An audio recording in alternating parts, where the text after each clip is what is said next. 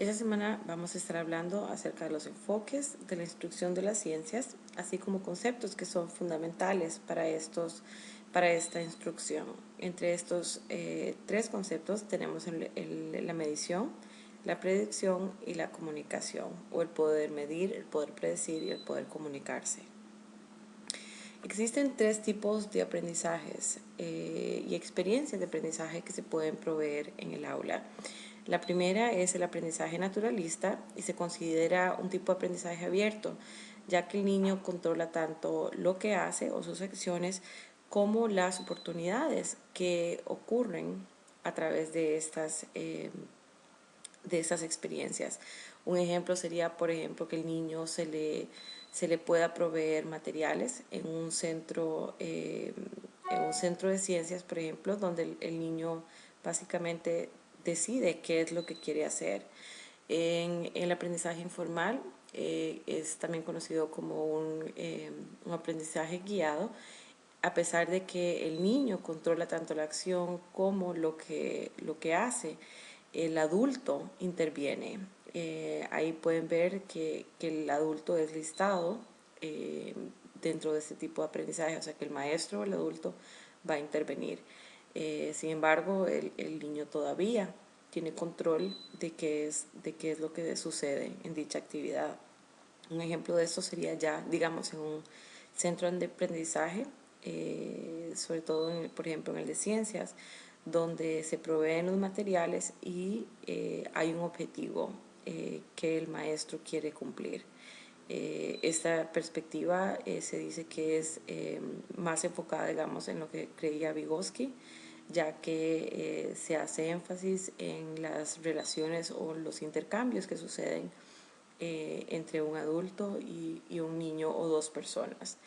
Y luego tenemos el aprendizaje estructurado, que básicamente es el maestro o el adulto quien escoge tanto la experiencia que se provea o que se provee y las acciones del niño en cuanto a qué es lo que se va a cumplir.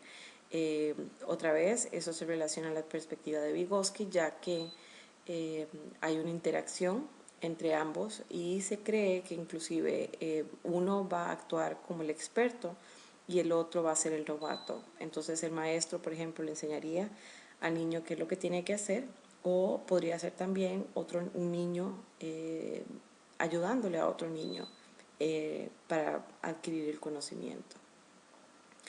Hay también ciertos procesos que están relacionados con el campo de las ciencias. Hemos hablado inclusive en clase la diferencia entre un concepto y un proceso. Y eh, estos procesos pues son necesarios para poder aprender acerca de las ciencias. Entre estos procesos de los cuales vamos a hablar en un minuto, podemos ver que, por ejemplo, las investigaciones que se hacen con ciencias, cuando se ponen a investigar ciertos conceptos o la aplicación de ciertos conceptos, el discutir, por ejemplo, en clase qué es lo que se está haciendo, el escribir, el hablar y otras sinnúmero de estrategias para la enseñanza necesitan incluir estas destrezas de pensamiento o procesos que los niños van a necesitar.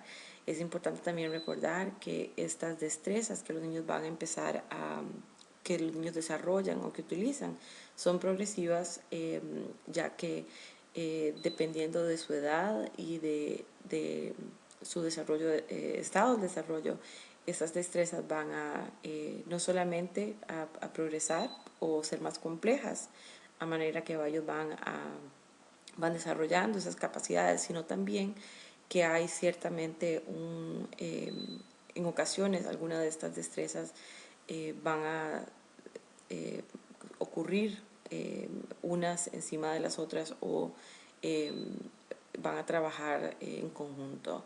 Lo importante es recordar también que los niños tienen que tener oportunidades para poder procesar esta información, siempre al proveer experiencias concretas. No es solamente hablar sobre ciencias, es hacer ciencias. Para poder trabajar y desarrollar realmente una concientización acerca de qué es lo que son las ciencias, el maestro o la maestra necesita el poder crear ciertas actitudes que son importantes para el niño para poder entender qué es lo que sucede. 4 de estas actitudes son, por ejemplo, desarrollar la curiosidad, para que los niños estén interesados en qué es lo que estamos haciendo en el aula. Por otro lado, necesitamos que ellos puedan también desarrollar, ser escépticos a qué es lo que sucede, no solamente creer todo lo que se le dice, sino que ellos puedan cuestionar qué es lo que está sucediendo.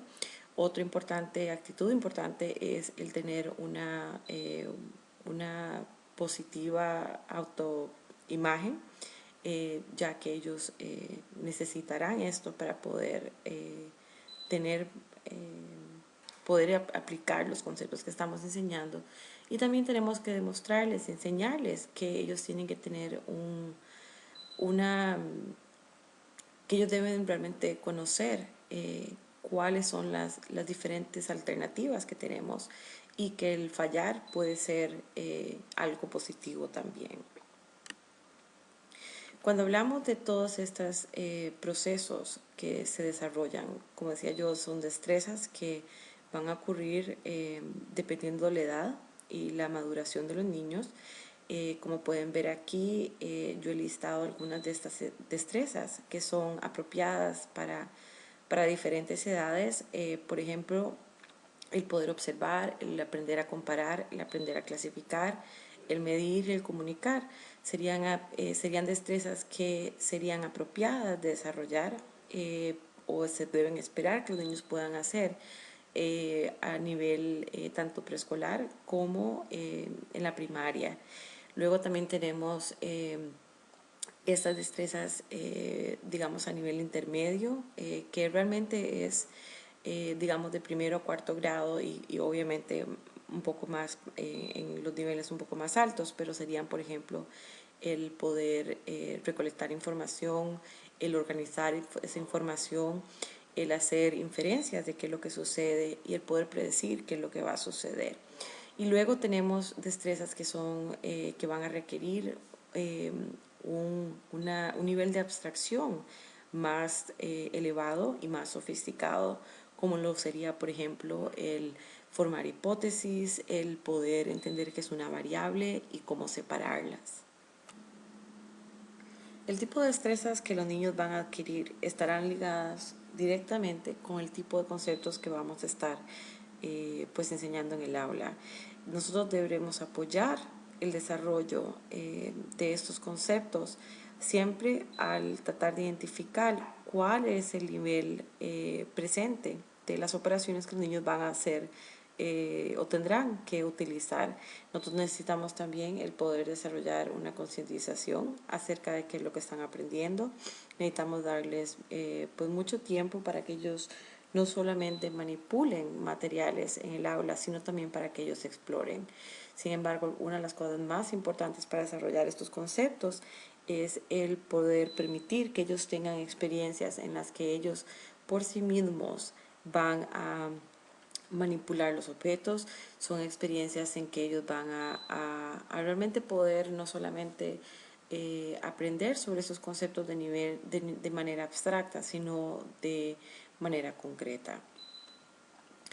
Uno de estos procesos de los que hablábamos anteriormente es la autorregulación y básicamente la razón por la que hablamos de esto es porque los niños van a tener que procesar información, van a tener que poder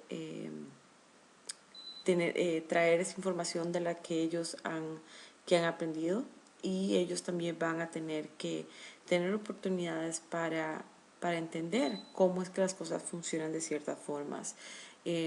Nosotros sabemos que nuestro cerebro va a clasificar y guardar información de una forma natural. Nosotros hemos hablado sobre el poder desarrollar el esquema, que básicamente lo que eso significa es que nuestra información en el cerebro está agrupada o se agrupa de ciertas formas. Cuando hablamos de esquema también hablamos de todas las experiencias previas que hemos tenido y y la forma en que nosotros utilizamos esa información de manera subsiguiente. Eh, Usualmente cuando estamos hablando de las ciencias y cuando se introduce, por ejemplo, un concepto, es normal que haya un conflicto con la información que los niños tengan. Eso se dice que es cuando eso sucede, es que el niño va a pasar por un estado de desequilibrio. Eh, una de las cosas muy importantes es que realmente se considere este estado de desequilibrio como un momento de aprendizaje y que los niños puedan buscar información acerca de esto. Ya cuando la información se ha provisto, entonces el niño va a tener las herramientas para poder entender por qué sucedió esto y nuevamente la información, el niño volverá con esa información a un estado de equilibrio. Por ejemplo, digamos que el niño ha escuchado que la lluvia sucede eh, porque digamos que culturalmente han escuchado que cuando llueve es porque San Mateo, quien sea, movió los sillones en el cielo y las cosas cayeron o que estaba limpiando el techo, digamos, del cielo. Y para el niño esto siempre ha sido la forma en que se le ha explicado, por ejemplo, el por qué llueve. Sin embargo, cuando, por ejemplo, nosotros empezamos a hablar del proceso del ciclo del agua y por qué es que realmente cae el agua del cielo, entonces el niño pasa por un momento de desequilibrio porque dirá, bueno, pero eso no fue lo que a mí me explicaron.